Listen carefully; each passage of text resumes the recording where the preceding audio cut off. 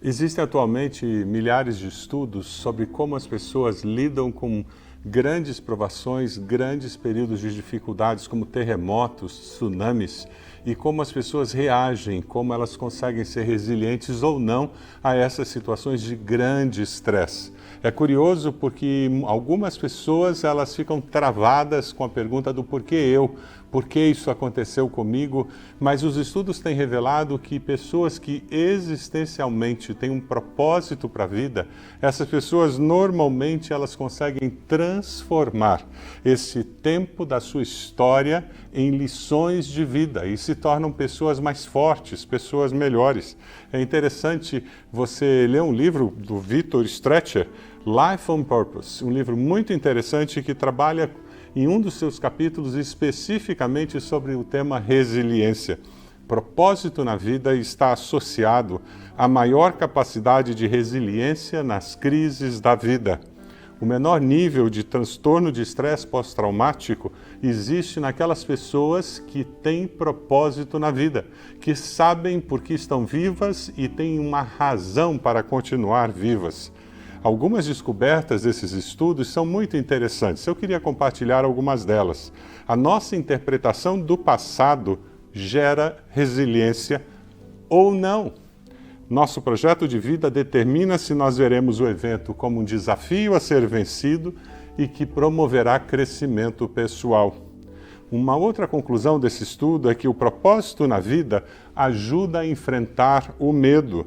Medo reduz resiliência, reduz a habilidade de crescer através das experiências difíceis da vida.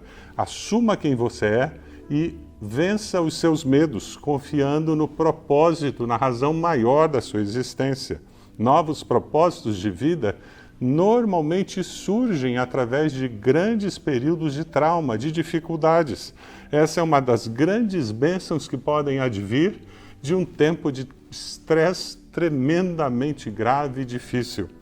E outra conclusão que vem desses estudos é que todos podem ter propósito na vida, independente do status socioeconômico, cultural.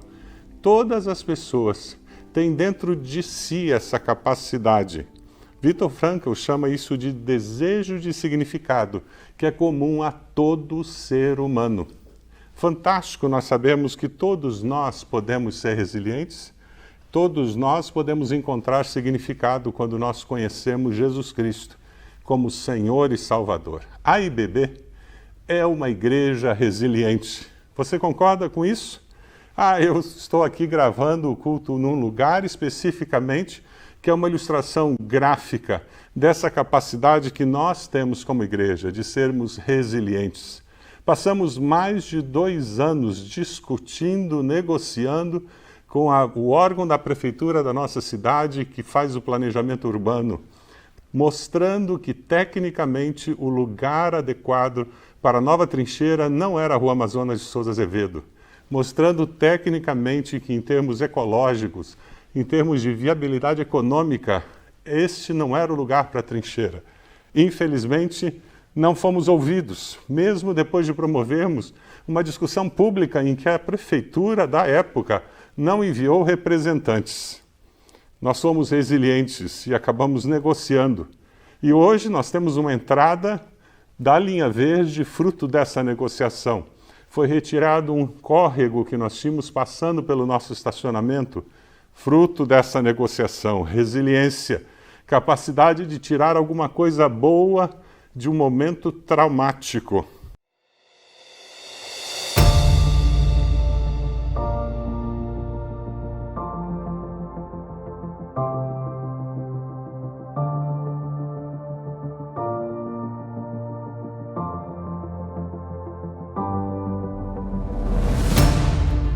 Resiliência é um termo usado na física para descrever a capacidade de um material absorver impactos e retornar ao seu estado normal. Quando importado para a psicologia e aplicado às pessoas, resiliência diz respeito à capacidade do indivíduo de lidar com as pressões, com as lutas e as dificuldades da vida, se recuperar e superar as adversidades. E o que seria resiliência quando aplicado à nossa igreja, à nossa comunidade de fé? Você já pensou sobre isso? A Bíblia contém inúmeras narrativas sobre os símbolos enviados por Deus a seu povo, que servem como marco memorial, ou seja, materializações físicas que nos fazem contemplar sobre a providência divina.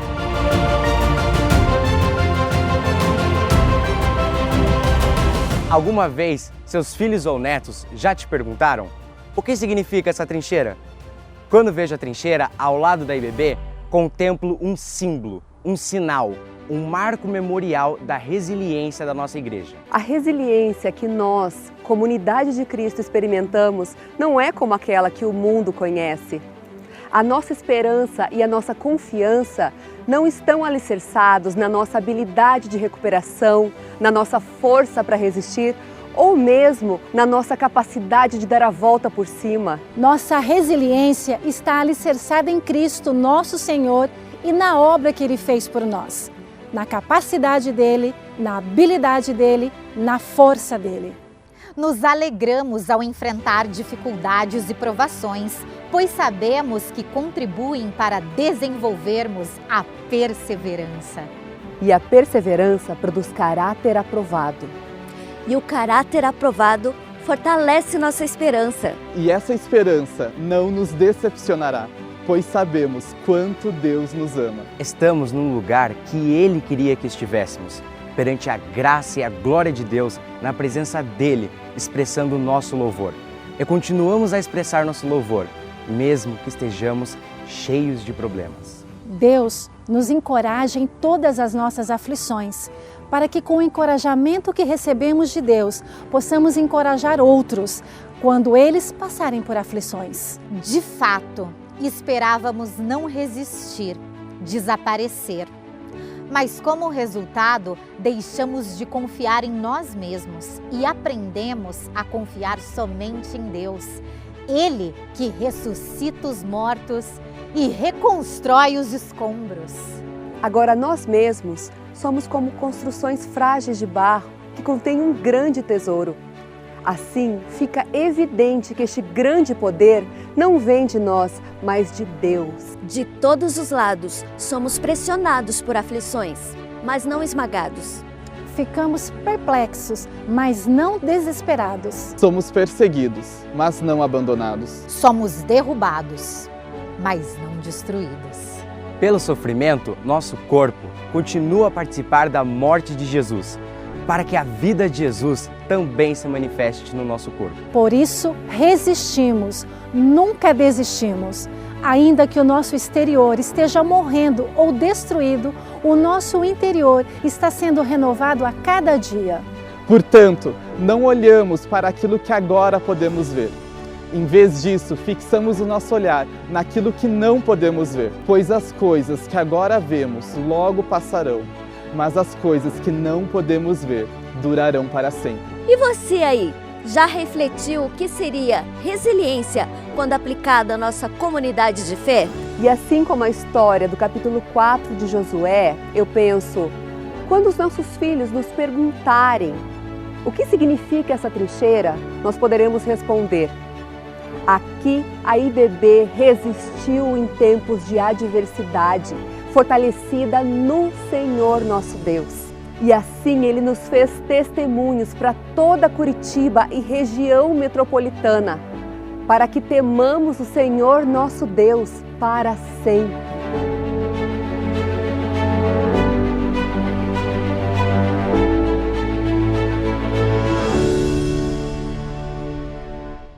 E nós estamos esperando que em breve nós possamos contar o fim dessa história. Assim como hoje nós vamos começar a estudar o fim da Carta de Filipenses. Estamos estudando sobre resiliência na Carta de Filipenses e hoje nós começamos a estudar o último capítulo da carta.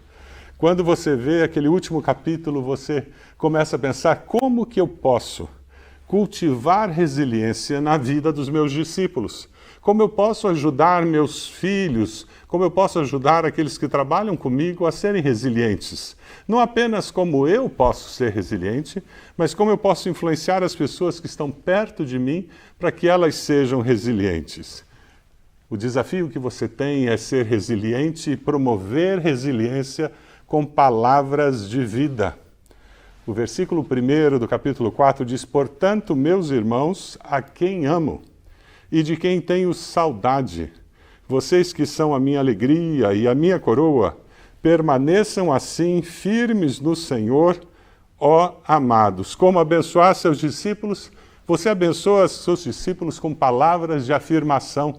Como abençoar sua esposa, seus filhos? Abençoe-os com palavras de afirmação. Como abençoar pessoas com quem você convive? Use palavras de afirmação. É o que o apóstolo faz nesse começo do final da carta. Irmãos a quem amo. Irmãos a quem amo. O grego que é usado aqui nessa afirmação é aquela mesma afirmação que Deus usa para Jesus em Mateus 3,17. Este é o meu filho amado, em quem me agrado. Você tem expressado amor para os seus filhos? Você tem reafirmado o seu amor pela sua esposa, pelo seu esposo? Ah, como nós precisamos de palavras de afirmação. Como nós precisamos ouvir daquelas pessoas que são importantes para nós, o quanto nós somos amados por elas. E ainda hoje, expresse verbalmente, expresse com ações o seu amor. E o versículo 1 continua dizendo: vocês que são a minha alegria e a minha coroa. Stefanos é a palavra usada, grinalda, coroa, composta de flores e folhas. Não era uma coroa de poder do imperador, do rei, não. O conceito aqui é a coroa que expressa a vitória de um atleta, heroísmo. Vocês são a minha coroa no sentido que você encontra lá em 1 Coríntios 9, 24, 27. Vocês não sabem que de todos os que correm no estádio, apenas um ganha o prêmio? Corram de tal modo que alcancem o prêmio. Todos os que competem nos jogos se submetem a um treinamento rigoroso para obter uma coroa que logo perece. Mas nós o fazemos para ganhar uma coroa que dura para sempre. Paulo lembra aos filipenses que eles transformaram a sua prisão em um salão de festas. Ele celebra o fato de que está preso, mas está preso celebrando o fato dos filipenses servirem ao Senhor com tamanha fidelidade. Quando você leva alguém a ser batizado, quando o seu discípulo está servindo e crescendo junto do Senhor, aquele discípulo se torna a sua coroa. Em setembro nós teremos batismos em nossa igreja. Se você deseja ser batizado, entre em contato conosco, mande-nos uma mensagem. Nós queremos ajudá-lo a estar pronto para participar desse batismo que nós teremos. A repercussão do projeto Ancorar na nossa cidade, junto aos profissionais de saúde, é uma coroa que nossa igreja está colocando. Por quê? Porque as pessoas estão glorificando a Deus e dizendo: incrível o que eles estão fazendo. Motivo de celebração. Você não sente alegria quando seu filho ou sua filha passa no vestibular, se classifica bem nas notas na escola, tem um comportamento adequado, eles se transformam em coroa para o pai, coroa para a mãe, no sentido que nós celebramos a vitória e o comportamento especial que eles têm demonstrado. E o apóstolo termina esse primeiro versículo dizendo: permaneçam assim firmes no Senhor. Toda igreja é alvo de ataques dos inimigos, forças satânicas vêm, e quando nós enfrentamos dificuldades, o ser resiliente é muito mais do que simplesmente aguentar o tranco. Ser resiliente é permanecer firme num propósito de servir ao Senhor.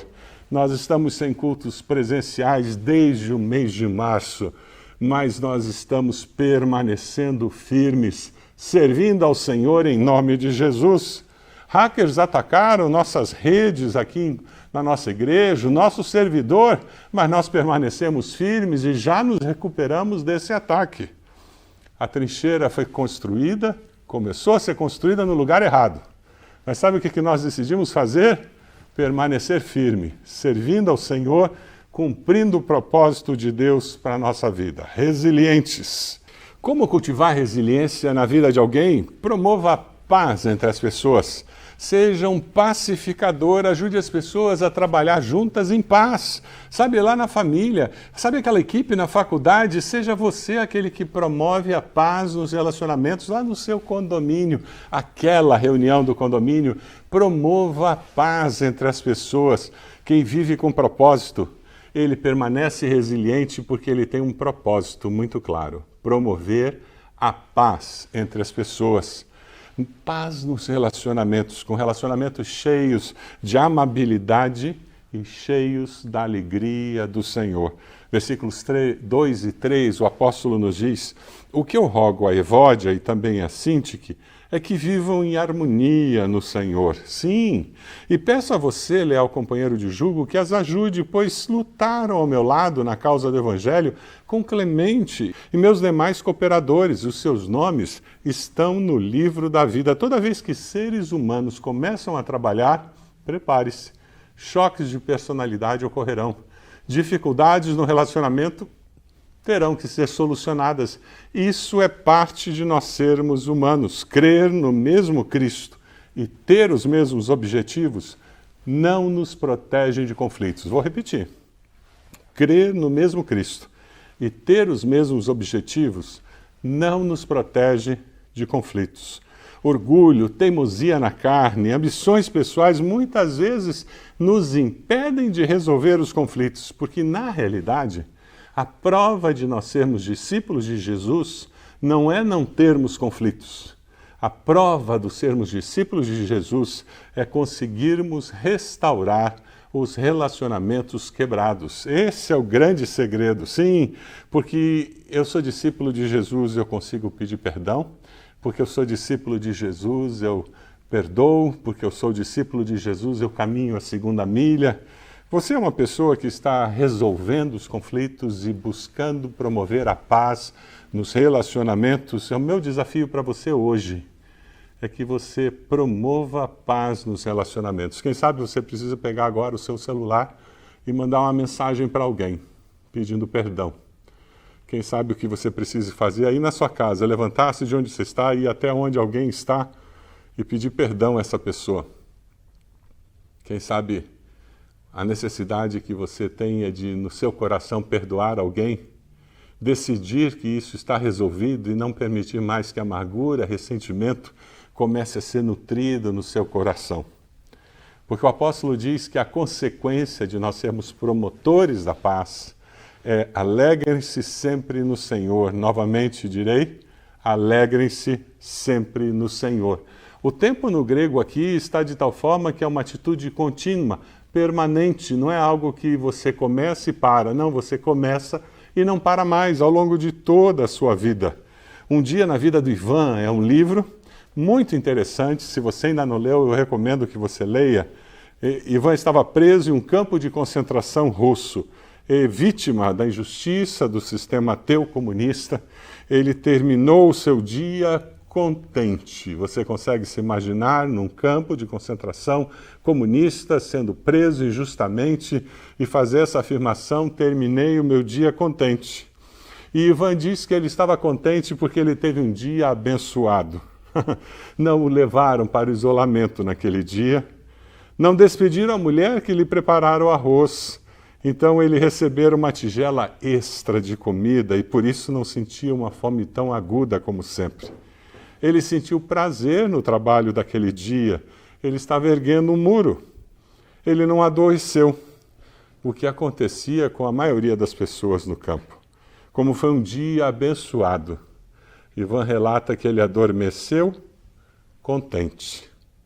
Vale a pena contemplar a vida de quem sofre e aprendeu a estar contente em toda e qualquer situação. Quem sabe você precisa pegar a sua caneta, pegar um pedaço de papel e começar a anotar as muitas bênçãos que Deus tem derramado na sua vida, na vida da sua família. Coloque essa lista na geladeira, coloque essa lista do lado do seu computador onde você trabalha, para que você possa ser lembrado por essa lista de como Deus o tem abençoado. Brennan Manning, em um dos seus livros, ele diz: o bom humor do cristão faz que a vida em comunidade seja mais rica e encantadora. O bom humor. Quem tem um coração agradecido é feliz, é alegre. E nós precisamos aprender a nos alegrar no Senhor. A vida cristã, a vida abundante, demanda essa atitude da nossa parte. Infelizmente, muitos de nós têm associado uma vida de piedade com uma vida séria. Já ouviu aquela expressão muito riso, pouco siso? É como se quanto mais sérios e mais maduros e mais comprometidos com Deus nós sejamos, menos nós podemos rir, nos alegrar e desfrutar da vida. Eu gosto muito dessa foto que mostra Jesus sorrindo. Jesus era um líder que atraía as pessoas, eu tenho certeza que ele sorria e sorria muito. Ele era uma pessoa alegre, ele era uma pessoa dinâmica. Por isso que o escritor de Eclesiastes nos diz: alegre-se, jovem, na mocidade, seja feliz o seu coração. Esse é o desejo de Deus para você nos dias da sua juventude. Siga por onde seu coração mandar, até onde a sua vista alcançar. Mas saiba que por todas essas coisas Deus o trará a julgamento. Aqueles que estão se alegrando no Senhor têm uma predisposição para viver em harmonia com os outros cristãos. Uma pessoa bem-humorada, uma pessoa feliz consigo mesma e com Deus, ela consegue ser feliz com as outras pessoas. A W. Tozer fez uma afirmação interessante quando ele diz: quem tem Deus e mais tudo que há no mundo não está mais bem colocado na vida do que o homem que tem só Deus. É o relacionamento com Deus que faz toda a diferença, que dá o propósito e que nos ajuda a vencer toda e qualquer dificuldade. É o relacionamento com Deus que muda o nosso jeito de viver. Versículo 5 nos diz: seja a amabilidade de vocês conhecida por todos. Perto está o Senhor. O que é ser uma pessoa amável? Uma pessoa que demonstra amabilidade, alguém que tem uma atitude de consideração para com os outros, que enxerga a imagem e semelhança de Deus na vida dos outros. Uma pessoa amável é uma pessoa que é fácil de amar, pela maneira com que ela trata o próximo. Você pode contrastar a amabilidade com brutalidade e talvez ajude você a entender um pouquinho mais o que significa ser amável. Eu um dia cheguei na casa da minha sogra, um pouco abatido, chateado, e ela me olhando disse: por que você está assim? Eu disse: minha sogra, eu ouvi umas coisas que eu não precisava ouvir. Me dá um tempinho, eu estou absorvendo ainda, daqui a pouquinho eu volto ao meu normal. E ela era muito divertida, minha sogra, ela deu um sorriso e ela disse: meu filho, liga não, Jesus salva, mas não dá educação. E é uma grande verdade, eu tenho descoberto que muitas pessoas que convivem conosco, que foram salvas por Jesus, elas não são amáveis, elas são pessoas mal educadas, pessoas brutas no seu jeito, no trato para com o próximo. Elas não aprenderam como tratar o próximo de uma forma amável, dizer por favor, muito obrigado, com licença, tratar o outro como gostaria de ser tratado, isso é ser amável. Você tem sido amável para com as pessoas próximas a você? Você tem demonstrado amabilidade? Esse é o meu desejo, o meu desafio para você. Eu gostaria que você pedisse: Senhor, me ajude a ser amável para com a minha esposa, para com o meu esposo, meus filhos. Deus, me ajude a ser amável lá no meu trabalho. Você é uma pessoa que tem palavras de encorajamento e que quando as pessoas conversam com você, sabem que serão respeitadas porque você é uma pessoa amável. Como cultivar resiliência na vida de alguém, ajudando a pessoa a viver a vida abundante de uma forma equilibrada, onde mente e coração estão ajustados diante do Senhor. A vida com propósito, com paz na mente e no coração, é fruto de uma vida de comunhão com o Senhor.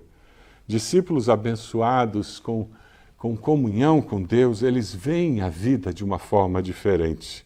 Na nossa sociedade ansiosa, a paz no coração é um bem que não é muito encontrado e não é muito conhecido. Por isso que no versículo 6 o apóstolo diz: não andem ansiosos por coisa alguma, mas em tudo, Pela oração, súplicas, com ação de graças, apresentem seus pedidos a Deus. E a paz de Deus, que excede todo entendimento, guardará o coração, a mente de vocês em Cristo Jesus. Coração e mente.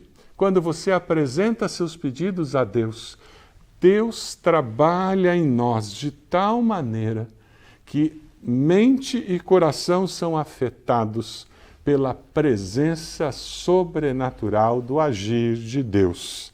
É interessante porque a ansiedade ela não é neutralizada por meio da oração. Ela é substituída pela paz de Deus. Isso é muito importante. Não é a sua oração que resolve a questão da ansiedade, mas é a presença da paz de Deus que promove mudança. Por isso que Jesus disse, deixo-lhes a paz. A minha paz lhes dou. Não a dou como o mundo dá. Não se perturbe o seu coração. Não tenham medo. Você anda com medo, você anda ansioso, ansiosa, você precisa de paz. Eu quero convidar você a vir até Cristo para encontrar paz na vida. Como que você experimenta isso? Tudo começa no dia em que você se arrepende dos seus pecados e reconhece que Jesus morreu na cruz para ser o seu Salvador. E você faz uma oração muito simples dizendo, Senhor meu Deus, eu me arrependo dos meus pecados e eu confesso Jesus como meu Senhor e Salvador. Se você fez essa oração, conte para a gente. Entre no chat e mande uma mensagem dizendo, eu acabei de fazer essa oração, eu quero essa paz que transforma a vida. Eu preciso desse Jesus. E sabe o que acontece é que quando a paz de Cristo entra no nosso coração, ela transforma a nossa maneira de ver os fatos da vida. Russell Shedd disse que o antídoto à ansiedade não é encontrado em outra ação, senão na oração de fé. A paz, que excede todo o entendimento, guardará o coração e a mente, razão e emoção, equilíbrio perfeito da vida cristã. Com oração eficaz, nós colocamos sentinelas às entradas da mente e o coração para impedir a penetração de pensamentos oriundos do tentador. Eu queria compartilhar com você algo que o apóstolo Paulo compartilha conosco. Ele nos dá uma estratégia de como nós podemos lidar com tudo isso.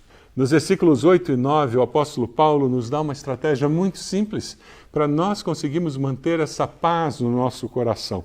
Ele diz, finalmente, irmãos, tudo que é verdadeiro, tudo que for nobre, tudo que for correto, tudo que for puro, tudo que for amável, tudo que for de boa fama, se houver algo de excelente ou digno de louvor, pensem nessas coisas. Ponham em prática tudo o que vocês aprenderam, receberam, ouviram e viram em mim. E o Deus da paz estará com vocês. E o Deus da paz estará com vocês. Mais uma vez, pegue uma folha de papel, pegue uma caneta ou pegue o seu celular, escreva alguma coisa no seu bloco de notas. Pegue essas palavras-chave desses dois versículos, verdadeiro, nobre, correto, puro, amável, boa fama, excelente. O que é verdadeiro na sua vida?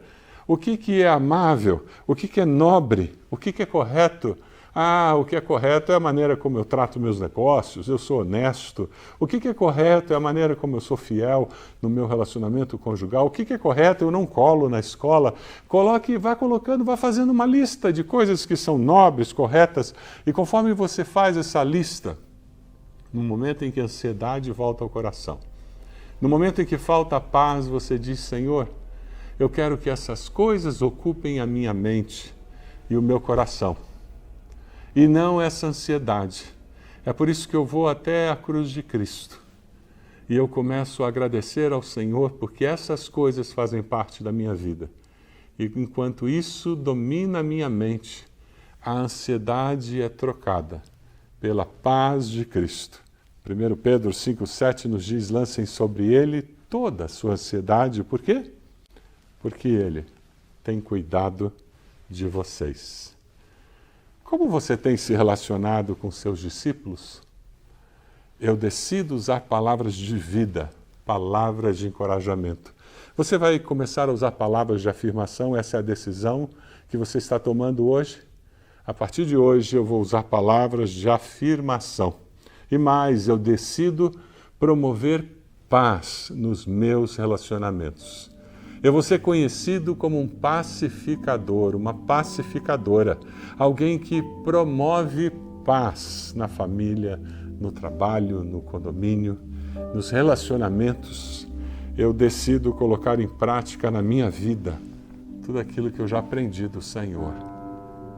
Eu decido seguir a Jesus. Aí na tela você encontra um WhatsApp que você pode entrar em contato conosco. Nós gostaríamos de caminhar com você, nós gostaríamos de dar prosseguimento nessas decisões que você tomou. Nós temos uma sala de Zoom preparada aí, você pode apontar a câmera do seu celular e você pode encontrar-se com um dos nossos conselheiros, conversar com ele, com ela e dessa maneira continuar nesse processo de ouvir a voz de Deus nesse dia. Nós queremos que você seja tremendamente abençoado. Eu queria convidar você a orar comigo agora. Você pode fazer isso? Feche os seus olhos onde você está. Se você está com alguém na sala agora, por favor, eu quero convidar você a dar as mãos para essa pessoa, para que você possa orar nesse momento.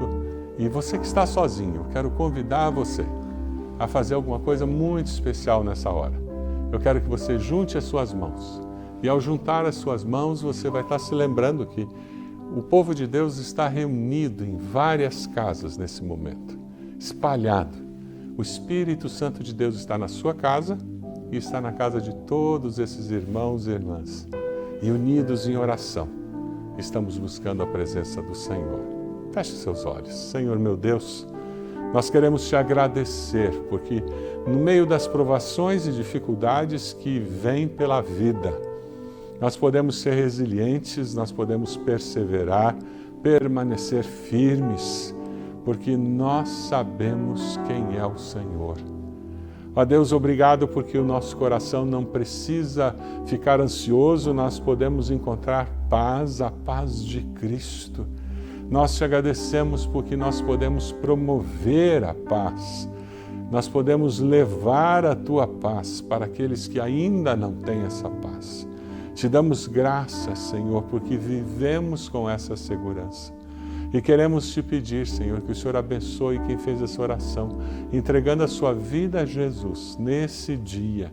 Confirma com teu Santo Espírito que essa pessoa continue crescendo na fé, reafirmando o seu compromisso contigo. E a nós, Senhor, que nós possamos ser discípulos que ajudam outras pessoas a serem resilientes, a permanecerem firmes na fé, a terem a sua fé firmada no Senhor, porque Cristo Jesus é nosso Senhor e Salvador. Essa é a nossa oração no nome de Jesus. Amém, Senhor.